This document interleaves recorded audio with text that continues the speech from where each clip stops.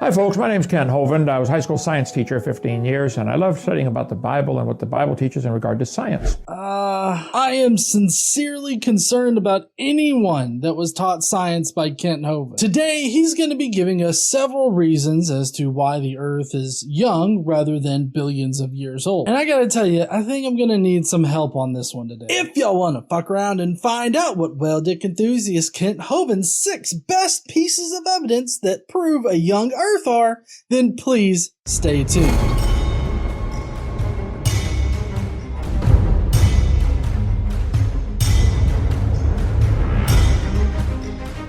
What's up, heathens? How y'all doing? I'm the Godless engineer, and I critically analyze apologist claims to give you the best arguments and information so that you can stand up and use your voice. You know, Kent Hovind's a lot to take, and I just don't think that I can take this kind of video from Kent today, at least not completely. So I've enlisted some help from my friend AJ. Hello. Thank you so much to Godless Engineer for agreeing to do this collaboration with me. I know that trying to tackle a Kent Hovind video by yourself can cause migraines from all the face palms. So having somebody to help you with it is definitely advisable. But my YouTube channel is Atheist Jr. You can just call me AJ. And I also am on Twitter at Atheist Jr. I'm gonna start off with Kent's bullshit today, and then AJ will step in when I just can't handle it anymore. Alright, so what's the first bullshit piece of evidence? God said very clearly that he made everything in 6 days.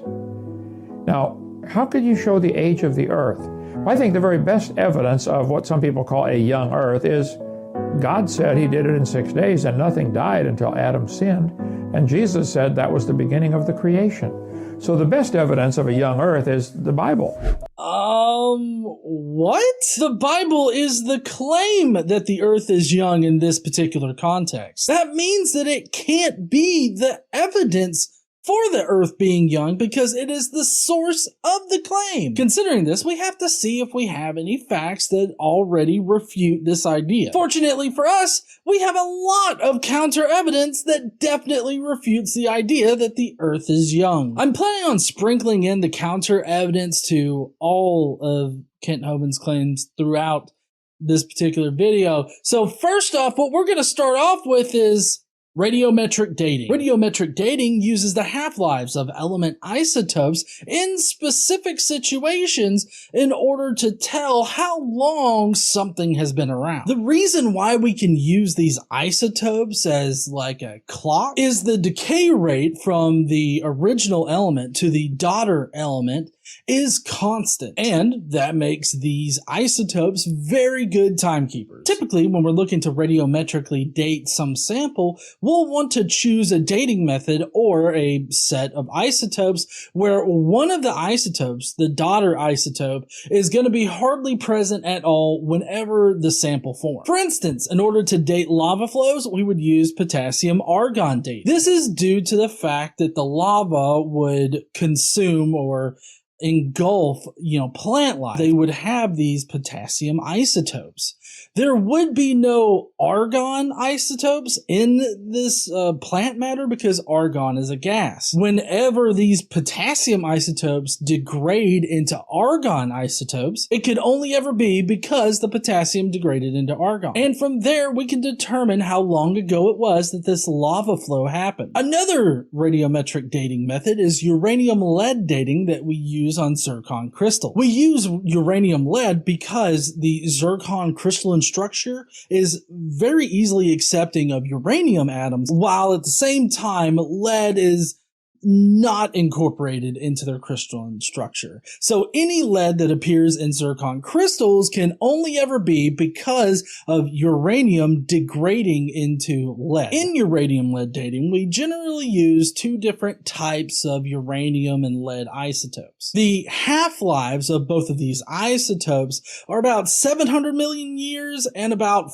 4 billion years. Currently, the oldest zircon crystal that we have is over 4 billion years old. The fact that this crystal and lead in general exists means that the Earth is definitely older than 6,000 years. You may be wondering what Kent would say to this piece of evidence. Typically, creationists will respond with these papers that are generated by creation scientists that attempt to show a flaw in the radiometric dating method. They end up misusing the method in order to show that it doesn't work. It would be like using a hammer to smash a car window in order to open up the car door and then proclaiming that this is a silly and broken way in order to open up a car door. They have to misuse the tool in order to disprove the tool, which makes them dishonest. Another very special way to combat this piece of evidence is to specially plead for the physics prior to the flood. They just say that stuff worked differently at that time. Keep in mind that there's no evidence for this whatsoever, but they just want to presuppose that God does exist, and so therefore he could create anything in any kind of way that he wanted to. But the important point is that Kent can't overcome this counter evidence to his claim. Therefore, the Bible doesn't comport with reality in this particular context, so we can't really expect it to give us any kind of good information about reality. Suggesting that the Bible is the best proof, while every piece of evidence that we have points away from the Bible, is just irrational. The Bible, certainly the dates in Genesis 5 and Genesis 11, clearly add up to about 6,000 years for the total age of the earth, 4,000 BC. That's never been refuted. What he means here is that if you count up the lifetimes of specific people in the Bible, you end up with a 6,000-year timeline. The problem is that people in the Bible live unnaturally long. I believe Adam died when he was about 930 years old, and Noah, he died when he was like 950. This defies all known biological science about how our bodies work. Of course, Kent would say that these were pure-blooded humans, whatever in the Aryan fuck that would mean. So they obviously could live longer lives. More importantly, this is just pure speculation on Kent's part. He requires you to presuppose that our bodies worked differently or we were genetically different at the beginning of time than we are now. And he never does anything to prove this claim. He just presupposes it. It kind of seems like every single time they attempt to counter evidence that disproves their claim, they just have to presuppose more bullshit without any kind of evidence to back it up. In any case, another piece of evidence that refutes this notion that the Earth is young is just simply the fossil record. The fossil record dates back billions of years and is nearly impossible to overcome in this context. The fossil record also squashes this notion that humans have been on this Earth since the Earth formed. Homo sapiens have only appeared in the fossil record for the last few 100,000 years, which is obviously much older than Kent's idea of a 6,000-year-old Earth. Some people don't want to believe that, but the best evidence, I think, of what they call, I don't think 6,000 is young, I think that's pretty old, but the best evidence of a 6,000-year-old Earth is the Bible itself. I still do not understand why Kent thinks this, other than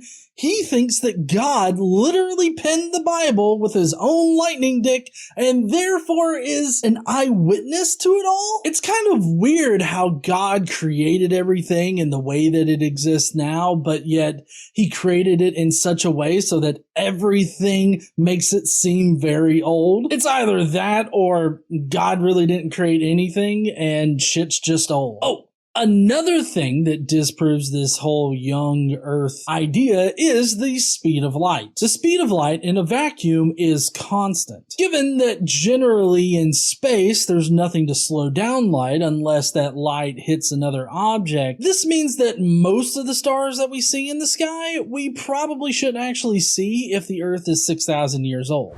But then you can look at almost any branch of science. You can look at the science of living things, biology, and you'll see that the population of the Earth today is growing, but if you do the math and go backwards in time, you can make everybody on the planet from 8 people getting off a Noah's Ark 4,500 years ago. This simply cannot be true. The thing that he's ignoring here is called the minimum viable population, or the MVP. Typically, the MVP for any group of organisms follows the 5,500 rule. The 5,500 rule says that you need about 50 individuals in order to stave off genetic defects caused by inbreeding. And then you would need 500 individuals in order to prevent the genetic bottleneck that is caused by genetic drift. For humans, though, the MVP is typically calculated to be between 2,500 and 5,000 individuals. This would effectively give you 500 individuals that can provide the genetic diversity needed to sustain a large group of people. Those numbers are what you would need to populate a world, let's say. Not 8. Another peculiar thing here is that he also thinks that population growth is exponential and always increasing. He doesn't take into account like worldwide disasters or any of the various wars that our species has been through. Population growth is not exponential, but it has to be consistently exponential for Kent's idea to work. Hey heathens, future GE here. I just wanted to be a bit more explicit about this particular section of the video. I get how what I said came off as maybe somewhat slightly incorrect, because population growth can definitely be exponential. Like, for instance, in the case of bacteria, you experience exponential growth while resources are unlimited, at least seemingly unlimited. But what I was talking about was explicitly consistent exponential growth over long periods of time. That kind of growth is not what happens at all. The population growth is limited by a number of factors, including like worldwide pandemics, wars, anything else that would limit our population growth, but also by the resources that we have at that time. So while exponential growth does happen, generally speaking, exponential growth is not how you would describe the growth of a population in general. If man's been here for millions of years, why aren't there a whole lot more people? Population is a great indicator that man has not been here for millions of years. There are 8 billion people on this planet. How much more does Kent think there should be? Of course, he's still operating under the assumption that population growth is exponential and always increasing. So he's really only judging the current population by his strawman standards. Also, another thing to note here is that Homo sapiens, which is what he means when he says man, hasn't been around for millions of years. Homo sapiens have only been around for the past few hundreds of thousands of years. So not only is he inappropriately judging the population growth of humans, but he is also suggesting that we say that humans have been around for millions of years. The Earth has been around for billions of years, and organisms have been on this planet for billions of years. That doesn't mean that humans have been here that whole time. The thing is, at least I think, in my own opinion, is that Kent literally can't be honest about either his position or our position, because if he is, then his entire argument falls apart. When you look at the genetic load that's increasing in the gene pool of people, you say, wow, this can't have been going on for a long time, not millions of years. What? This is a genetic load of shit. I would need a citation on what he thinks our genetic load is, which would be the buildup of deleterious mutations. You know what doesn't make sense for Kent? The fact that genetics doesn't support his idea of the entire world being populated by 2 or 8 people. You simply cannot sister brother fuck your way into an entire world population. But again, he has to ignore the reality of his claim in order to make his claim work. Or I guess he just specially pleads his way into it by suggesting that our genetics worked completely differently before either the fall or the flood or whatever particular point in time you want to pick out. He thinks the original humans had a genetically perfect code, whatever in the Nazi loving fuck that is. You know, I can't take it anymore. I realize that I'm cursing a lot, and this is just a natural side effect of too much exposure to Kent Hovind. So I'm just going to let AJ take it from here. AJ, can you help me out? So yeah, I'm going to be tackling the final 3 evidences of creationism. So we're going to start with the shrinking sun. You can look at the sun. The sun is burning up its fuel source. So Kent always says that the sun is burning off its fuel, but this really isn't accurate. The sun is taking hydrogen and changing it into helium through nuclear fusion in its core. The helium has less mass than the original hydrogen, and it releases this extra mass as energy, E equals mc squared. This doesn't cause the sun to shrink, it actually is making it expand. And the sun contains 99% of the mass in our solar system, so even over its entire lifespan, the mass it's lost is negligible. The sun is losing about 6 times 10 to the 12th power grams per second, and it has a mass of 2 times 10 to the 33rd grams. So the fraction of mass it loses every year is about 10 to the negative 13th power. The Earth's orbit is 150 kilometers, and if you multiply that by 10 to the negative 13th power, you get about 1.5 centimeters. That's how much bigger the Earth's orbit gets every year. Less than an inch. It would take about 65,000 years for the Earth to move away 1 kilometer. I can walk that far in just a few minutes. Shrinking because of its burning up its fuel, and it is not only shrinking, it is throwing off 5 million tons a second. It's losing weight. Well, if your sun's been losing weight for billions of years, if you get back in time in your imagination, the sun would be much heavier, making gravity stronger. Gravity isn't affected by weight, it's affected by mass. The more massive two objects are in space, the more space-time is bent, and the stronger the gravitational attraction between the two objects will be. And even if the sun had more mass billions of years ago, that doesn't mean it would suck all of the planets in our solar system in like a giant vacuum cleaner. It just means the orbits of the planets would change a small amount.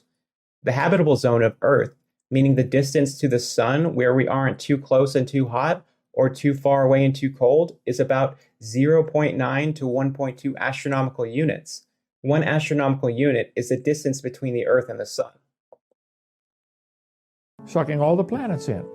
You cannot have the fine balance between Earth and sun with it just being in the right habitable zone for millions and billions of years while the sun's losing weight so fast. Why not? Well, you look at the moon. The moon's going around the Earth, but the moon's getting further away from the Earth. Okay? Well, that means it used to be closer. I don't understand why Kent uses this as evidence for his argument, yet if I explain to Kent that we see the universe expanding all around us in every direction, and that if you reverse time, it would mean that eventually the universe would be localized in one point, a singularity, and that that's evidence for the Big Bang, he would reject that, even though it's the same logic. So another double standard that Kent has is he says that uniformitarianism doesn't apply in geology. Like the present is the key to the past. So why is it that it applies here? How does he know that the recession rate has been a constant? If you bring the moon back in closer, you get higher tides. And at some point, you get too close and they snap together like two magnets, called the inverse square law. You can look at the stars in space, you can look at the living things on Earth, and look at the Earth itself. The Earth is spinning, but it slows down. I give about 30 different signs. Okay, so at the current recession rate, the moon would be about 178,000 kilometers, or 110,000 freedom units or miles, when the Earth was first formed 4.5 billion years ago. That's how close it would be. The recession of the moon is driven by the effect of the moon's gravity on the rotating Earth. Tides raised in the ocean cause drag and thus slow the rate of the Earth's spin. The resulting loss of angular momentum is compensated by the moon speeding up, and the momentum lost by the Earth must be gained by the moon because of the conservation of angular momentum. The momentum lost by the Earth is gained by the moon, and as the moon gains energy, it moves to a higher orbit. So that's why it's receding. And if the moon did get closer to the Earth, they would not snap together like two magnets. That's not how gravity works. There's a phenomenon called the Roche limit. In astronomy, the minimum distance to which a large satellite can approach its primary body without tidal forces overcoming the internal gravity holding the satellite together. So the moon would just be ripped apart in space.